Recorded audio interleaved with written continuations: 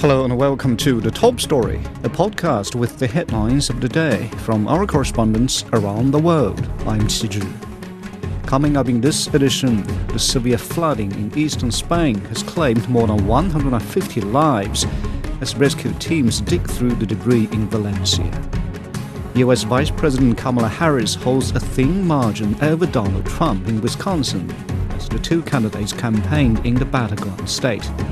And Israel says ensuring the return of displaced people to the north is a key condition of any ceasefire with Lebanon. We begin in Europe. Residents in the flood-battered regions of Spain say they are disappointed in the local government as they begin salvaging after floodwater swept through their homes. The catastrophic flooding in the eastern part of the country has claimed more than 150 lives as rescue teams dig through the debris in Valencia. Ken Brown reports. A newborn baby is rescued in the Valencian town of Riola.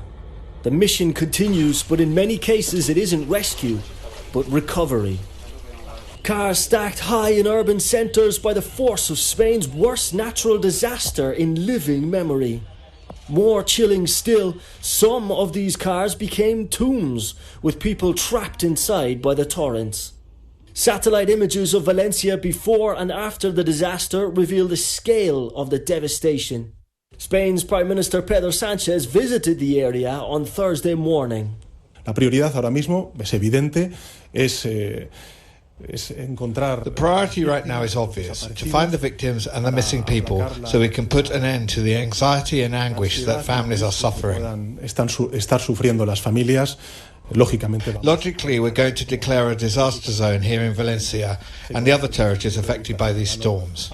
Older residents have been particularly affected, many unable to escape their homes in time. Now, many need basic supplies like food and water, and over 100,000 people still do not have electricity. In the town of Utiel in Valencia, neighbours are trying to help each other pick up the pieces. The day before yesterday was very bad, horrible. We had never experienced this before. This has come in and destroyed us. The entire town is a ruin. Others still hang on to hope. It is utter desolation, but with time everything will go back to normal, just like the river. With some semblance of calm returning to towns like Utiel, questions are being asked over whether authorities could have done more to save lives. Valencia's regional government is in the crossfire for not sending out warnings to people's mobile phones until 8 p.m. on Tuesday, when the fatal flooding had already begun. That was Ken Brown on reactions from the disaster zone in Spain. In Germany, the country's auto companies have expressed concern that reciprocal tariffs from China could have a major impact on the auto industry. Europe's biggest automakers have close cooperation with Chinese suppliers. Peter Oliver spoke with German auto companies, industry representatives and experts about their concerns. The new EU tariffs on Chinese EVs have the German auto industry prepared for the worst. China has already placed tariffs on brandy from the EU, a move which is being challenged by the European Union at the World Trade Organization. Beijing is also looking at dairy and pork. In Germany, the auto industry's concern is that China will reciprocate on its own products. There's a likely scenario that China will retaliate. You've heard, first ideas about how that retaliation could look like. And again, that would hit German manufacturers disproportionately inside Europe and add fuel to the fire, right? Makes the situation even worse. So we could see closure of plants, we could see layoffs of workers, and adding to the crisis that we're currently facing. Volkswagen is already discussing plant closures. While these are not directly linked to the China tariff issue, they show how the auto industry is under massive strain right now.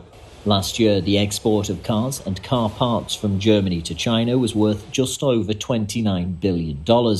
Some of the major German car manufacturers rely on the China trade for a large proportion of their turnover. They will also be directly impacted by the new EU tariffs. It doesn't fit in. full stop. We are also affected if you have in mind that we produce a lot of Minis and the iX3 in China. We are also affected by the tariffs. And our point of view is to keep the world open. And we are against the tariffs.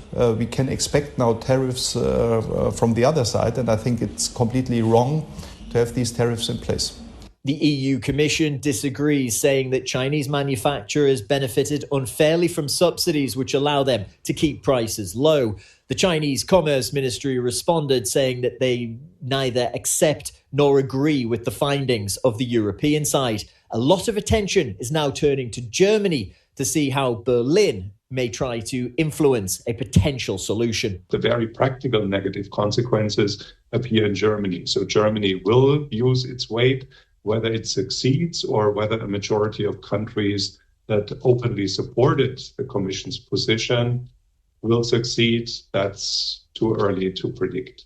The German side's message is that there simply has to be an alternative to tariffs. However, with the talks ongoing and the deadline now passed, when that comes and how it will look is still very much up for grabs. That was Peter Oliver reporting from Berlin.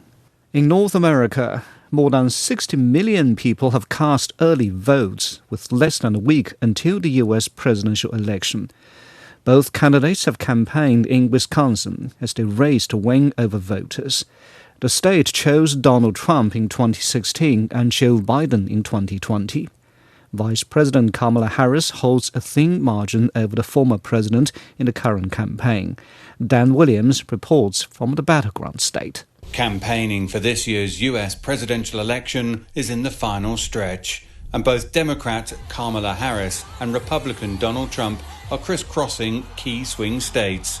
The US states with electorates split so evenly between Democrats and Republicans, the result could go either way. Time is fast running out for both Trump and Harris to persuade the American public with their two contrasting visions for the future. Soon it will be down to the people to decide, but this presidential election could rest on small margins in just a handful of swing states. Pollsters say those states come down to Pennsylvania, Michigan, Wisconsin, Georgia, North Carolina, Nevada, and Arizona. Trump was in Green Bay, Wisconsin, where his supporters lined up outside the arena used by the city's NFL football team, the Packers, to attend a rally. Wisconsin voted for Trump in 2016, but then switched back to Democrat Joe Biden in 2020. Perhaps unsurprisingly, those in line voice confidence that Wisconsin will once again be won by Trump. I just want to be part of history because I think this is going to be one of the biggest events in history ever. He is going to become our next president. The way the United States is right now, it's going to be more of a blowout than they're reporting on the news right now. Trump's address to supporters included his now standard attacks on the current president and Vice President Harris. We can turn the page forever on this failed and corrupt administration. It's a corrupt administration, you do know that. Wisconsin forward! Wisconsin forward! Across Wisconsin in the capital, Madison, a similarly long line forms outside an arena for a Kamala Harris rally. Democratic supporters here were a little more circumspect. Yeah, Wisconsin has a population of about 6 million, plus or minus, and we could decide the election for the U.S. and for the world. That's a tremendous amount of power and a tremendous amount of responsibility. I think we all are very optimistic, and I think that we think that there are enough of us that will push those who might be on the edge to go ahead. A number of musical artists appeared on the stage ahead of Harris. In her speech, Harris took a more conciliatory tone. We have an opportunity in this election to turn the page on a decade of Donald Trump, trying to keep us divided and afraid of each other. The latest polls show Wisconsin, as well as most of the rest of the swing states, too close to call. It means both candidates will use what time is left to continue their frantic push for votes. That was Dan Williams in Wisconsin ahead of the U.S. presidential vote. In the Middle East, Israeli Prime Minister Benjamin Netanyahu has told US envoys that ensuring the return of displaced people to the north is a key element of any ceasefire deal with Lebanon. He was speaking shortly after a Hezbollah attack killed 5 people in northern Israel. Meanwhile, Beirut said a series of Israeli strikes had killed 6 health workers in southern Lebanon. U.S. Secretary of State Antony Blinken said negotiators have made good progress toward a deal that would bring a truce along the Israeli-Lebanese border.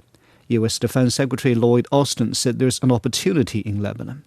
Hezbollah's newly named leader said earlier the group will stop fighting after its demands are met. Jonathan Regev reports from Tel Aviv. The army has been telling the government that if the mission is to clear the areas close to the border, to the Israel-Lebanon border, from Hezbollah fighters and Hezbollah infrastructure, then that part of the mission is nearly done. The army is saying that in a few weeks it will be able to bring southern Lebanon into a state in which Hezbollah militants cannot come close to the border fence. Hezbollah infrastructures are practically all hit, and that would mean that the residents of northern Israel can return relatively with safety to their communities, relatively because Israel cannot reach every last Hezbollah militant fighter or every last Hezbollah rocket. The army is saying that at least that part of the operation, clearing the border area from Hezbollah, that can be achieved in a few weeks, and then Israel can proceed into some kind of a ceasefire, some kind of an agreement that will promote the fact that Hezbollah is far away from the border and not being able to come back. As far as Israel is concerned, the United States, and probably only the United States, is the one that can guarantee such an agreement. There is an agreement in place, 1701, backed by the United Nations, but we saw that Hezbollah step by step basically ignored that resolution and came back into the border areas. If you ask Hezbollah, they will say that Israel, with its actions, has also been ignoring that resolution. Therefore, it seems, according to the leaks, that Israel is coming into a place where a ceasefire can be reached on the northern border. And interestingly enough, Hezbollah is no longer, as it seems, tying a ceasefire on the Lebanon border with the Gaza border. That was Jonathan Regev in Tel Aviv. Finally, in Asia, Typhoon Kongray has killed at least 3 people in the Taiwan region since hitting the island on Thursday. More than 200 others were injured and nearly 800,000 households were without power. People are cleaning up after high winds and torrential rains uprooted trees, causing landslides and disrupting traffic. Offices, restaurants and schools are reopening. Kongray is the largest storm to hit the region in 30 years. It's now weakened to a severe tropical storm. Meanwhile, authorities expect Kongray to travel northeast on the Chinese mainland. Coastal regions have closed tourist spots, ordered fishing boats to return, and suspended traffic in some areas as precautionary measures against the typhoon. Chen Tong has more from Shanghai. I will not say it's a torrential rain, at least not in where we are, the downtown area of Shanghai. Shanghai issued an orange alert for torrential rain and blue alert for typhoon. And the rainfall in 24 hours is expected to reach between 120 and 180 millimeters. And earlier, Shanghai's Meteorological Center said the rainfall brought by Typhoon Kongray to Shanghai this time is likely to be the heaviest in November since 1981. But I would say the impacts brought by typhoon this time will be comparatively limited to Shanghai because, some trains have been cancelled and some flights are delayed due to the rain. But public transportations are in normal operations and the schools have not been cancelled either. Not only Shanghai, some other areas in the Yangtze River Delta region and the Fujian province, the authorities are taking emergency measures. For example, some scenic spots in the coastal city of Ningbo have been closed, and some ferry services in the province of Zhejiang have been suspended. I think compared with Typhoon Bibinka, which made its landfall in China's east coast in September, the impacts brought by Kongray will be limited at the current moment. But some departments, especially the railway departments in Shanghai, they are taking measures to make sure everything will go well. We have completed the inspection, cleaning and reinforcement of the external equipment and facilities of the railway lines in advance. We have also prepared materials to prevent flood damage. Meanwhile, we are paying close attention to the path of the typhoon, strengthening passenger flow analysis, and adjusting the number of counters for ticket sales, refunds and changes to minimize passenger waiting times. We will keep passengers updated about suspended trains and send additional staff to address passengers' concerns. That was the Transport Authority in Shanghai on preparations in the face of a powerful typhoon. Now recapping the headlines. The severe flooding in eastern Spain has claimed more than 150 lives as rescue teams dig through the debris in Valencia. Kamala Harris and Donald Trump have campaigned in the battleground state of Wisconsin as the U.S. presidential race reaches its final stage. And Israel has made it clear that ensuring the return of displaced people to the north is a key condition of any ceasefire with Lebanon. And that's it for this edition of The Top Story, a podcast that brings you world headlines every weekday. For more news in politics, business, sports and culture, you can subscribe to the Beijing Hour, a one-hour podcast news and magazine program. We welcome and appreciate all ratings and reviews. I'm Qi Zhi. Thanks for listening.